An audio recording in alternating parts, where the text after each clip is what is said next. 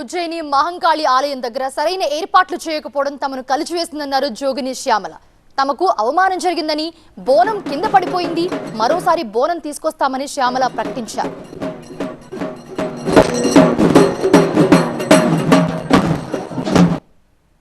ప్రభుత్వం మాట్లాడలేదు కదా, ఆయన బిహాఫ్ మాట్లాడితే మేము శాంతియుతంగా వచ్చినాం. మేము ఈరోజు ఏమి ధర్నా పెద్దగా చేయాలని రాలేదు, కానీ శాంతియుతంగా మాట్లాడదామని వచ్చినాం. మళ్ళీ బోనం ఎప్పుడు చేయబోతున్నారు? అది ప్రభుత్వంతో చర్చించి ఘనమైన బోనాలు లోపల ప్రభుత్వం చర్చలకు రమ్మనింది. మీరు సహకరించండి మాకు. అక్కడ ఏం మాట్లాడిరో మేము వచ్చి మీకు మళ్ళీ చెప్తాము. సికింద్రాబాద్ మహంకాళి బోనాల నిర్వహణపై జోగినీలు నిన్ననే అసహనం వ్యక్తం చేశారు. సరైన ఏర్పాట్లు చేయలేదంటూ ఆగ్రహం వ్యక్తం చేశారు జోగిని శ్యామల.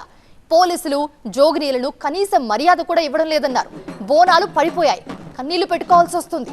జోగినీలు ఏడిస్తే రాష్ట్రానికి మంచిది కాదంటూ కామెంట్ చేశారు వాళ్ళంతా. బోనాల కమిటీల్లోకి జోగినీలను ఎందుకు తీసుకోరన్నారు శ్యామల.